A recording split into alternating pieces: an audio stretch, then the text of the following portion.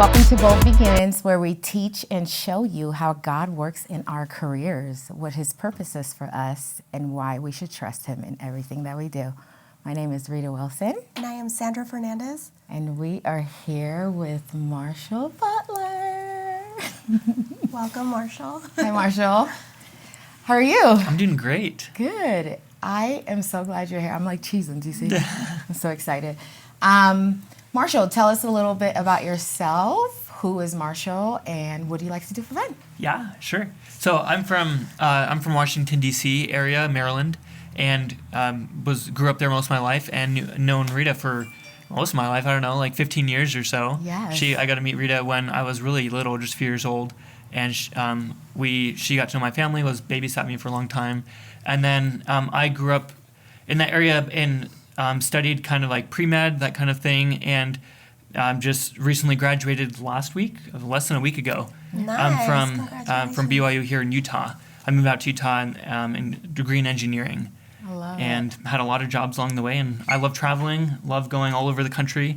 I have a goal to see 50 states. I've been to 46 so far. Oh, wow. So I'm not He's super. I'm not almost that there. old. I know. Yeah, I'm not that old, but I cram a lot of life in a short amount of time. I That's love that. awesome. I thought you were going to say like 15. No, I went 15 last year. Oh, wow. That's awesome. I love that. That's amazing. awesome. That's a great goal. Really good goal. Yes. Marshall is really special to me. I'm going to have to put a picture up here of him. I basically changed his diaper. Just so you know. I'm joking. He's awesome. Well, thank you for being on the podcast, Marshall. So, we're just kind of go through your life and your career and like your path with God, right? So share that with us. Let us know what's going on with you. Yes. No, yeah, that's great. So I like to share stories, and so I'm gonna probably share like experiences, like specific jobs and different things I've had, just because I feel like everyone has kind of have their own life stories, but maybe a specific thing I share might connect with someone, I don't know. Uh-huh. But so you're interested in more just like career path, or what kind of? Just how God has worked in your life currently, right? You just graduated. Yeah. You're kind of on the path of looking for a job. Just some personal experience, and you can include work. So Sure. yeah, Okay. whatever makes you feel comfortable. Yeah, I would say I want to start with kind of so I graduated in manufacturing engineering, but emphasis in medical stuff, like designing medical products and in healthcare. Mm-hmm. And I kind of want to share maybe what got me into that to begin with. Yeah, absolutely. So this starts a long time ago. I was in middle school, and at the time I didn't really know I was a kid. I didn't really know what I want to be when I grow up. And that's a question everyone asks me all the time. What do you want to be when you grow up? And I don't really know. And so for me, it was like a huge journey of just trying to answer that question. And I had some friends that I found out that when I was about to go ready to high school, I was in 8th grade, about ready to go, there was this new fancy biomedical program that was being offered at the school. And the high school I went to it wasn't a rich private school. There was gangs, there was other things going on, there's fights. It wasn't a nice school, but for some reason, this new fancy program was being put at my high school. And I was in middle school, and I heard it was coming, and I was like, nah, I don't really care about that. I don't really know what I want to do. I don't really want to be a doctor or whatever. But I had some friends go to an info meeting about it and say, hey, you should do this. I'm like, nah. Had some teachers say, hey, you really should join this program. You're a smart kid. You like science. You should do it. I'm like, no. And then again, I saw another flyer about it. I'm like, why does this keep popping up in my life? No, I'm not interested. And You're then, like, I'm gonna ignore it. Yeah. I kept feeling like there was all these little nudges, and I was like, nah. And then the day before it was due, the application was due. You had to apply to get in. My mom stayed after school and came to pick me up, but she was chatting with some random teacher in the hallway, and I went to go grab my mom. So I was like, Mom, we gotta get out. Let's get into the car, or whatever. The lady she was talking to happened to be the person who was like the lead recruiter for that program. Uh-huh. And I was like, all right, why are they still talking? They're talking about this program. And the lady told me, hey, you really should apply. I'm like, fine. I had this feeling, that I should just do it. This lady, the recruiter lady, was like, I just really think you should do this program. And she's like, deadline is tomorrow. I'll let you submit the application tonight. Just do it. And I just wrote my essays, whatever, submitted it, got in, and started doing the program. And about this was the next year at school, in high school, about a month or two in, it totally resonated with me. I was like, whoa. I did not expect to fall in love with the medical field. And like, I was loving it so much, I found myself doing more homework than was required. Oh, wow. I would like do the homework and I'm like, wow, that was so fun. I want to do more. It's weird. In most awesome. classes, I don't, you Yeah. just do the minimum, get the grade, whatever, but I loved it. And I just kept going deeper and deeper into the medical stuff and thought about being a doctor. Totally opened this whole new career path, just that one little thing. And so for the last, literally I was in high school, so over 10 years now, of just most of the jobs I've had were related to medical stuff in one way or another, and totally changed my life. And so in that, I kind of learned that maybe that was God nudging me, because I had this total overwhelming confirmation later that this is where I need to be, this is where I belong. Wow. And so I felt like, for me at the time, I didn't really see that as God like guiding me. Mm-hmm. I feel like maybe he was, because there's all these little nudges and things. I just kind of felt guided a little bit. But I feel like because I was so young, I didn't really know how God works. Right. I didn't really understand, like, what does it look Totally. like? When people say, oh, God guided me to something, I don't know. What does that mean? Right. Right? And so I Yes. feel like as a kid, that was the first real time where I was learning, this is what it looks like for me. Right. And I feel like a lot of us are like that, where if you've never had a relationship with God, don't really spend a lot of time like trying to know God, don't really read the scriptures or go to church or anything, you might not really know how he works. Right. And so maybe God is in your life right now, and you just don't even realize it. Right. Absolutely. Yeah. And that's where little signs come from, you know, like confirmations. We were just talking about that. We were just Yeah. talking about little confirmations. And I love that. I love that just like kept coming up. Right? Yeah, I know. It's You're so like, annoying, but- I don't want to do it. And then why is my mom still talking to this lady? Right. You know? So once you entered the program, then how did you know like what you wanted to be? Sure. To specialize in, I guess. Yeah, that was a whole other journey on itself. Yeah. But once I was in, I feel like God is really patient with us. He waits, holds our hand, waits for us to finally pick Yeah. up on things. And I just kind of took opportunities that came. And my parents and teachers and everyone was super supportive in pushing me certain paths. My first job I had in high school after getting this program was actually got to work in a research lab for the government, because I was in D.C., with the lab that invented the world's first Zika virus vaccine. And I got to help in a vaccine lab and thought that was kind of fun, but maybe a little too nerdy for me, not going to lie. And so I liked You're it, like, but this isn't me. yeah, and I want to work more with people and be challenged even more. And so I ended up going into engineering because I like building things. And so my emphasis for the last several years has been this medical side that, I kind of talked about getting into that medical program, combining with my natural talents. I feel like God's given me of building things and put them together to be, now my career path is in biomedical engineering. I love that. So I'm on a team right now. We're designing right now on like heart catheters for heart surgeons, that they can kind of tubes that you can get into your heart to inject medication, stuff like that. Oh, wow. That's really cool. I love the fact that you said that God took something that you were already good at and Yeah. then what you've learned and Yeah. put it together. And I think Exactly. that's totally what he does, and he builds us with those talents and those abilities and those desires. And I feel like I found Likings. fulfillment once I realized that what has God given me, right? You have to take time to understand Yes. yourself. Right. Who are you? Right. What are you good at? What do you like doing? What are your talents? And once I realized what those were, and then kept building and realized where do I feel like God wants me to go, and then it just it takes a lot of work to get to where you feel fulfillment in a career or something. You really have to take the time, ask those hard questions, and do things Right. that you don't necessarily really want to do. And a lot or of times I feel nervous like about. we don't know Yeah. what we really have. Yeah. You know what I mean? And there's this verse, I think it's in 2 Kings, but it talks about how the widow goes up to the prophet and was like, my husband has died, right? And he says, well, what do you have? Because the IRS, let's call it the IRS nowadays, but they're coming after her kids, because that's all she has, and they need payments. So they're like, let me take your kids.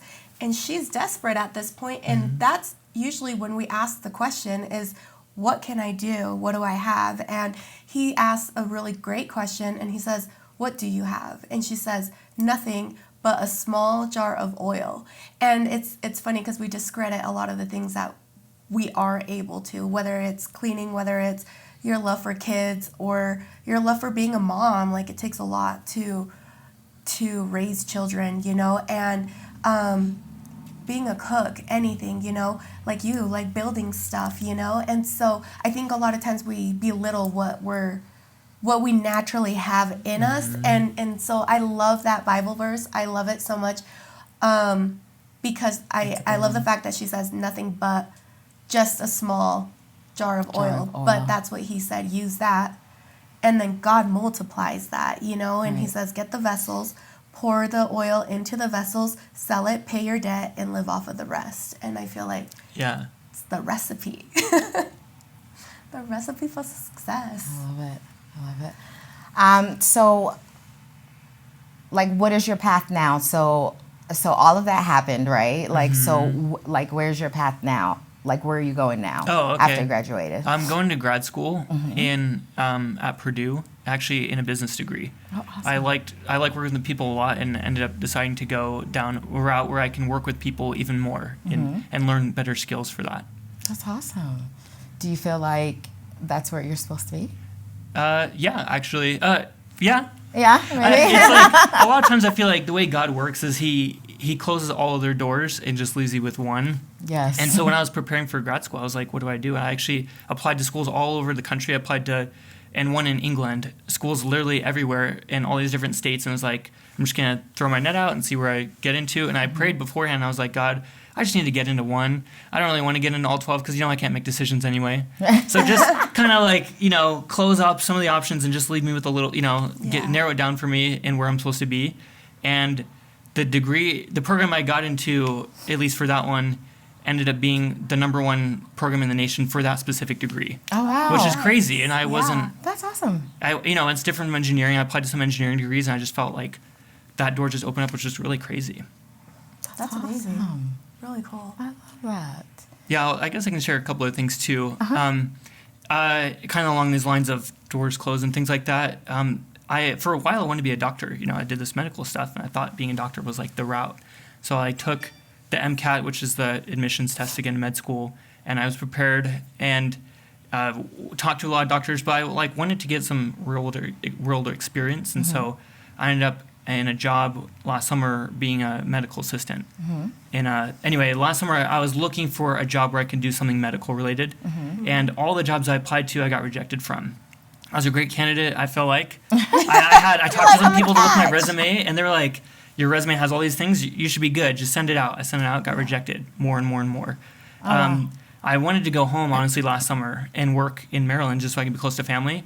I got rejected from every single job I applied out there. I applied to some that I was way overqualified for, some that I was not qualified, just the whole range. And every single one I was rejected from. And I was like, are you kidding me? I was like, I talked to someone else. It had multiple people read my resume after I submitted them. Like, yeah, this looks great. Like, I don't know why you'd not get in.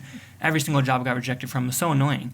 And I was like, maybe I should stay at the job I'm currently at. But anyway, that didn't feel right either. And then the only job I got accepted into was to work in a small medical facility in New Mexico, but it was in a remote place where it's kind of an adventure place where people can pay money to go do outdoor exploring and stuff and family stuff, and they have a medical center to support the people hiking and whatnot. Anyway, I went there, and that was the only job I accepted into, so I went, and I ended up living in a tent for the summer. Nice. And so I You remember, probably enjoy that. Yeah, but I remember sitting in my tent on the first week. There was no one else there. I was one of the first people to arrive. And I'm sitting in a tent. I'm like, what am I doing here? I'm like, I wanted to work in some medical job in D.C., be with family. Or maybe do something in Utah.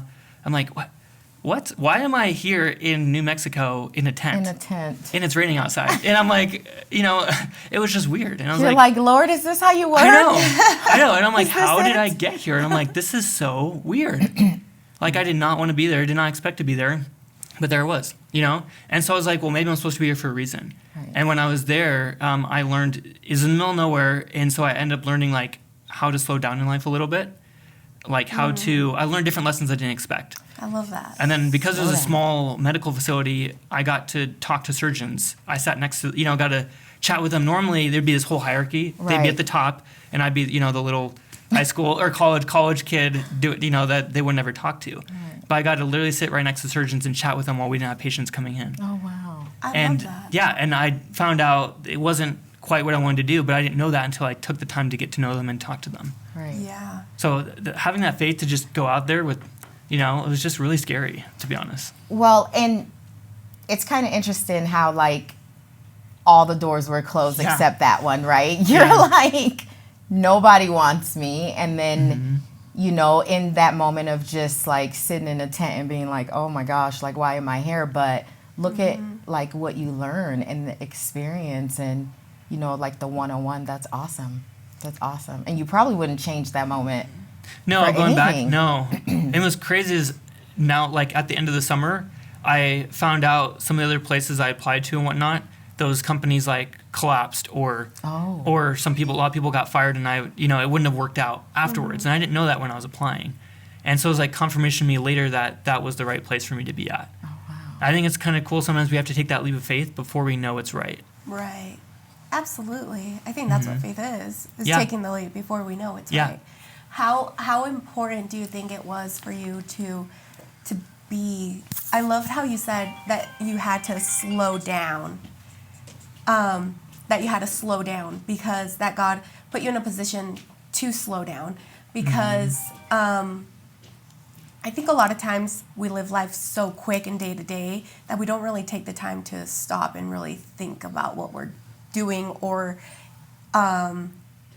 being purposeful that day, Right. if that makes sense. So what were some of the lessons that you learned from being there? Yeah, I would say when I was there, there were several days where we didn't have a lot of patients coming in at certain times, so I was literally sitting around. And I've never had a job where I just sit and do nothing.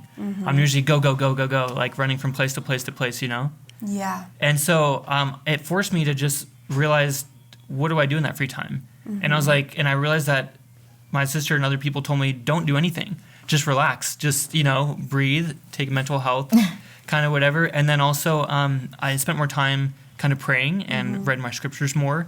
I decided, I have this extra time, I'll get up early and read scriptures more. Yeah. And if I think back to, if you look in the Bible and other places, the times where people had the most spiritual experiences when they were quiet, it was alone. Yes. Like, you see Jesus, Absolutely. he went into the wilderness for 40 days to fast and to be alone. Or when he was, right before he died on the cross, he went to the garden where he could be alone and it was quiet. Yeah. Or a lot of times he took his followers into the wilderness where where it's just peaceful. He taught people outside. Sometimes he went inside a chapel or something, or inside a temple, but usually it was more often you found him in the Bible talking outside. And I was outdoors. I was in the wilderness. I was, in mountains and stuff like that. Right. And I felt closer to God by slowing down and taking time to listen. See, God's always there, but sometimes we just have to turn our ears to listen. Yes. Totally. That's very true. That is very true. I'm kind of working on that right now. I'm constantly going, and I'm sure you're constantly going. And just taking 30. So I've been taking 30 minutes a day to just spend time with God. Yeah. And I usually do it when everyone's out of the house, right? Because I don't think I could do it with anyone in the house. And it really is so important. And where I am on my journey, where I am getting to know God on a personal level, it's just been amazing, just taking that 30 minutes every day and just spending time with him, being intimate and intentional. So I love that. I love that you share that. Well, for you, because you just asked me that, I'm curious to throw the question back on you. What change has that brought in your life? Those 30 minutes a day, For me specifically, it's kind of helped me have more clarity in the things that I do. It's actually also helped me lean on God more, right? In just everything. Because I feel like it's so easy to drift away from him, especially in the world that we live in right now, right? And so it's really helped me hold on to him, and just every single step I take, I'm asking Lord, please guide me through this. Please help me through this. So it's helped me depend on him more, and just hold on to him a lot more, which life has been a lot better, a lot easier. Yeah. I just sit here and think, why didn't you do this before? Right? So, but, yep, that's what it is for me. What about you? I think it's pretty similar, honestly. It's just a lot of clarity and just I think in the times spent alone with God, especially in the early morning, because for me sometimes it's like I can't sleep. And I remember one time I went on this social media fast, and instead of scrolling on social media, which is what I would normally do if I can't sleep, I was like, okay, Lord, I feel like you're trying to tell me something. Like, went to the kitchen, and in that moment, he gave me this, like, roadmap of what to do and with the situation that I was going through in that moment. And it was just so clear and so amazing, because when you get to know God, you know what he's like, you know, like, you know, he's not going to tell you, like, go blow your money on, like, a Lamborghini, you know, like, you know, he's telling you, and a lot of times we don't want to hear what he's trying to tell us, you know, we're kind of like, I don't want to be disciplined in that area, right. You know, but it's cool because he also places a desire there as well. And I think that's really what I get from my times with Christ, is just like, just gratefulness, lots of worship, and clarity is a lot of it. It's just clarity and confirmation. Confirmation. And one of the things I've kind of been learning, you know, as I take that time with God, is just like my confirmation. I don't know, I guess at first I was expecting it to be like this big thing, you know, like, God, give me a sign. I need pigs to drop out of the sky. Yeah. Right? Like, I need a sign before I do this. But, you know, as I dig more into the Bible and the scriptures, you know, I realized that confirmation can be very simple. Right. It doesn't have to be big. It doesn't have to be crazy. It can be something very simple that touch your heart. And so that's been nice to kind of see that in a different light, instead of expecting this big, beautiful fireworks to drop. Right? Yes, so. Totally. Right now, what is something that you're working towards, or what's your mission, or what is it that you're working towards right now? Yeah, right now I'd say I want to work toward being like a better leader. Mm-hmm. And this past school year, I wanted to spend more time developing leadership capabilities so I can go out and be a better leader in the world and whatnot.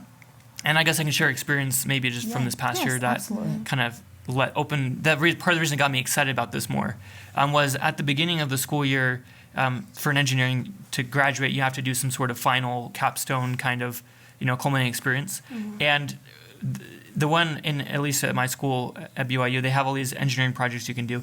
And I was selected to be on a team that builds a satellite to go to outer space. That's awesome. I don't know anything about that. You know, I don't like computers. I hate computer programming. You know, medical stuff is totally different. Yeah. You know, and I think I like watching them in movies about space, but I don't do space. That's not me. Anyway, I get on this, I was selected, and I was like, fine, I'll do this thing. It was totally out of my comfort zone. And then in the first couple of days, I showed up late for something, and when I arrived back, they said, hey, we just took a vote and unanimously, and you were selected as the team leader for the project. And I was like, nice. You're like, here we go again. I know. And I'm like, not only is it a place I don't really love the project, I don't know anything about it, why? And now I'm the team leader? Now what? You're in charge. Yeah, I'm in charge. Yeah. And then they separated it to have a project manager and a team leader, so I was like more over the people, and the project manager was over the daily tasks. And he decided he didn't love all that stuff and gave all me those duties as well. Mm-hmm. And so you were doing both. Yeah. And so I was just like, how did I get here? Again, the question, how did I get here? Yeah, what? Right. And I just felt like I was very unprepared. It was just kind of thrown on me. Mm-hmm. And I was like, well, I just got to roll with it, I guess. Right. Kind of trust. Yeah, trust. And anyways, a story in the Bible that kind of made me think about that is Moses, when he was called to be, he saw the burning bush. Mm-hmm. Yeah. I read back over that story recently and saw that he was out like with sheep or whatever, doing minding his business, and this opportunity was thrown at him, right? He saw the burning bush, and God said, I need you to go lead all the people out of Egypt. And he's like, I mean, this role was not anything close to that, right? He's way bigger, right? But in a small way, I felt like this huge task was thrown on me. And what Moses said to God, who am I to lead all these people out of Egypt, And God said, don't worry, I'll be with you. And he was. And so I really saw that. I really saw that through this last year of school, where I was a lot of instances I didn't know what to do, so I just said, I prayed a lot, honestly, and built relationships with people around me, and trusted that other people knew more than me, other engineering students, and I got to work with NASA engineers. Awesome. And we built a satellite, and we're gonna launch it later this year, Look like on at a real that. rocket to go in real space. And it's just like, You're like, I did that. I know, awesome. and I loved working with team members and having people come up to me and say, how do we solve this problem? I'm like, I don't know, but this guy knows. And so I'd connect them like, here, let's get this guy to come in. Let's get reaching out to people from other universities, from NASA, from other space Build companies. some strong relationships. Yeah, and I was like, I realized that being a leader is about like building connections with people, and I really had to trust God in the sense of like, I didn't think I was right for this role, but He saw something more in myself than I did. Yes. And when I really trusted that and just rolled with it and didn't just give up or quit, it turned out great. I found out at the end of a few weeks ago, my advisor, who's a NASA engineer, told me, he's like, oh yeah, usually the leaders get burned out and they quit.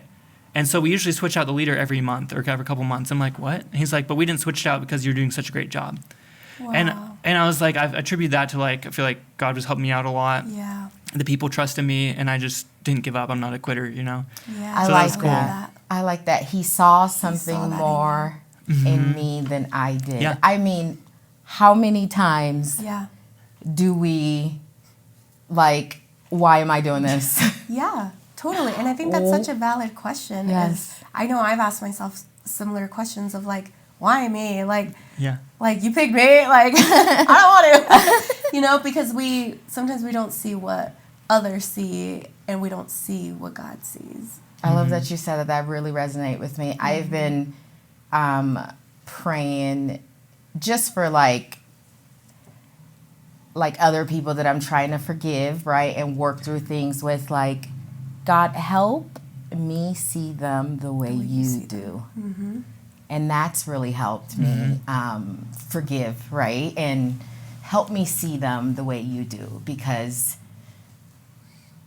God just loves all of us, and He's so accepting with all of us, no matter what we do, right? No matter what crime we cause or what we've done in our life, He's just so accepting. And if He can see someone that's done, like worst case scenario for me is murder someone, right? And forgive them and see their light and who they are. Like, who am I to hold a grudge? I mean, that was Moses. and just Wasn't it, judge, like- right? What? He like a murderer, Yeah, he did kill Yeah. someone. That's why part of and the reason he he like left. Yeah. he left, Yep. and God was like, nope, No, go Yeah. back, you're it. So go back. Well, I love what you said about like God helps. He sees people differently than we do, and through this recent leadership opportunity, it kind of one of the lessons I learned from that about like how God sees people is sometimes it means like He loves them more. But I feel like another thing about God is He can see everything. He sees everything that's going on in everyone's lives, and so like He knows if someone's struggling that we can't see at work. Everyone has like personal conflicts or things going on that we don't see on the work life, whatever. But He knows that, but we don't. As a leader, we might not know that. Right. And so this past year, a couple of the times, some of the engineering people I was working with, they didn't turn their stuff in on time, or they did low quality work, and I was at first kind of frustrated. The other person who was the project manager came to me and was really frustrated as well. And then I was like, well, let me, there's something here I don't understand. There's a missing piece. And I know that, God knows everything. He can see things we can't. And so I'm like, let me try to see more things that I can't see currently. right. And so I took time to go talk to that individual and find out what's going on. Like, are you okay? And that person was actually really sick for some reason. Had a kind of a chronic thing, and wasn't showing up or was late because they had some real medical issues. And I was like, oh, I didn't know that. And I was literally like kind of maybe slightly judging them a little bit of, hey, you're always showing up late, you're not pulling your weight.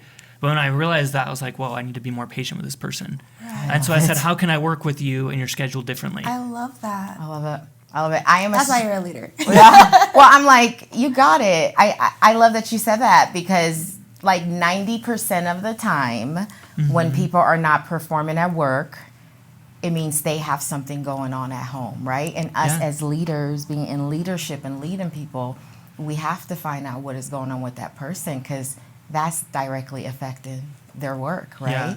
And so, sometimes we we tend to just jump to, well, this person's not pulling their weight, or they're not doing what they're supposed to be doing, when internally they're really struggling and there's something going on there that's a lot bigger than you, right? And just getting to know them, right? It comes back to building relationships, and figuring that out is awesome. And I bet, like, because you cared about their situation, right, and was able to talk or help them through, that made them even just like more grateful, because it's about the people, right?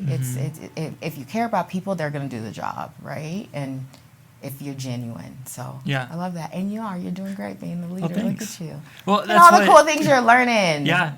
Well, you asked, because the original question was like, where are you going now, kind of? And this leadership opportunity really changed the way I think about career opportunities, because I love working with people, and I feel like that job was challenging, but it gave me a chance to really practice these things I'm learning. You know, like we learn about God in the Bible or not, or in the scriptures or church, but to go out in real life where you're facing challenges, where you're disagreeing with people, where you have to make hard choices that you don't really want to make sometimes. It's different. You got to put it to work, right? when you get out of church. Right. It's like, you have to put these things to the test. Yes. And be like, are you actually going to be a kind, Christ-like person in this situation? Right. Are you actually not going to judge? You know, Jesus says, don't judge. What happens if it's hard to not judge, you know? Right. And so I like being in that situation where it's making me grow. As a leader, I feel like I have to be a good leader, you have to be like Christ. Right. And I have to actually like implement those things. Right. And so that's where that's why I have this shift of now I want to go to grad school to get a degree where I can learn more about how to work with people better. I love it. I love that. That's amazing. Your guide is the Bible, basically. I love it. I love it. That's really cool. I love it. And then what would be something that you could tell our audience?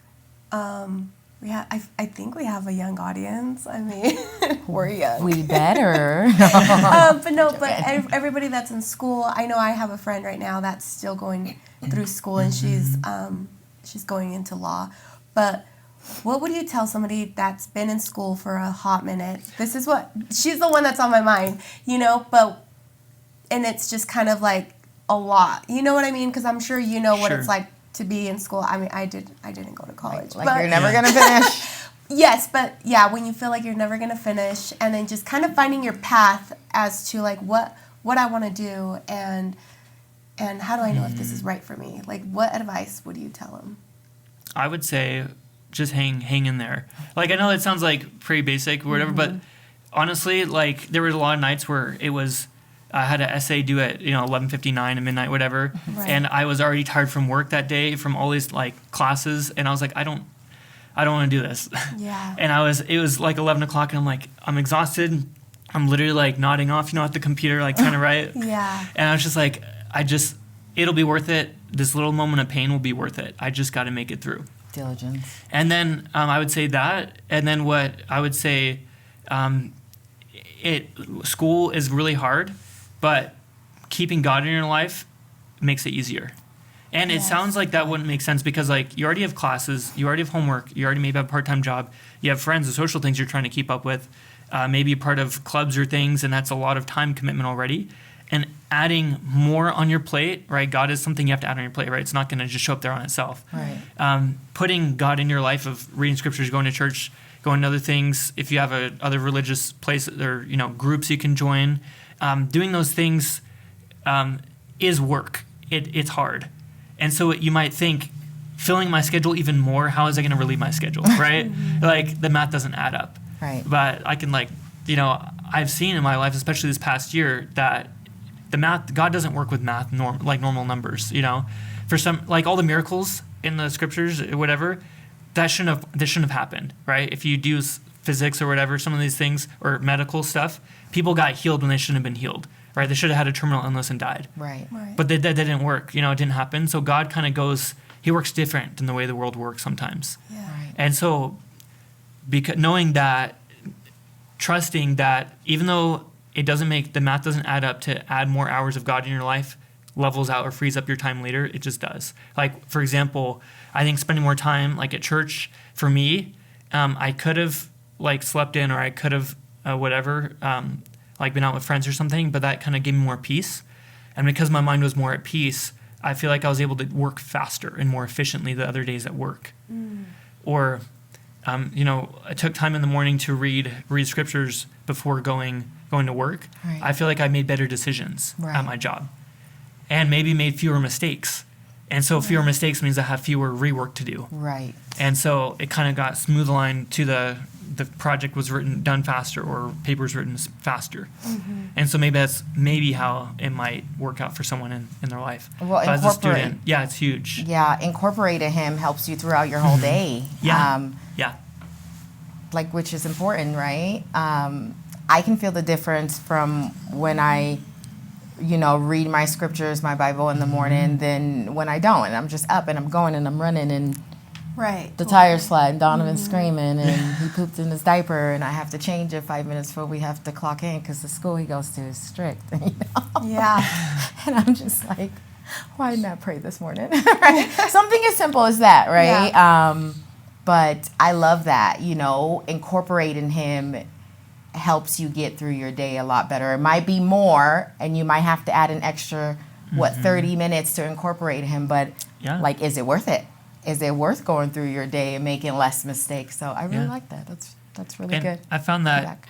even though it doesn't feel like whenever I feel like I don't have 30 minutes, little miracles throughout the day happen to make it happen, to make it Right. work out. So for example, if I take more time, 30 minutes to reading, maybe, for example, on certain days, class started a little bit late somehow, or the thing at work, that meeting was canceled, which gave me more time to read or something like that. Like all these little, if I go back and look through my day, I feel like afterwards I can count all these mini miracles that Well, happen. blessings. Because God wants you to talk to him, right? He's waiting for us to pick up the phone. Right. And so he'll not make it hard he won't make it no effort, but he won't make it impossible for us to Right. contact him if we want to. Totally. I love that. Love that. What would you say to the people who are just kind of starting to get to know God, or they're interested, they're not sure, they want a relationship with him, they've seen little blessings and miracles and just kind of don't know where to start? What would you say? Yeah. In the Bible, Paul says to the Thessalonians, he said, "Prove all things, hold fast to that what is good." So meaning you don't know until you try it. Right. And if you try to get to know God, and if it's good, hold on to it. Keep those habits, and slowly replace the habits in your life that aren't as good with those good habits. And I'd say if you're exploring, I mean, there's a lot of controversy about organized religion, if it's good or bad.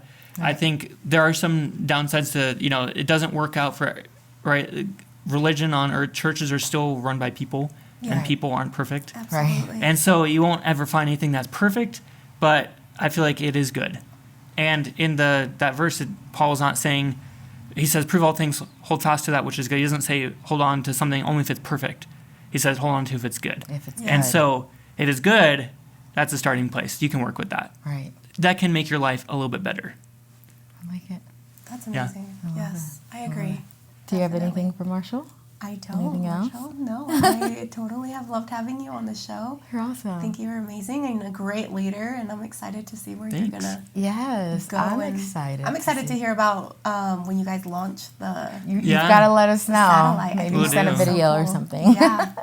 I love it. I love it. All right. Is that all right? Is that about time? Yeah, no, you're Okay. good. Yeah. Cool. I appreciate it. All right. Well, remember to be bold Be brave. and be better. See you guys soon.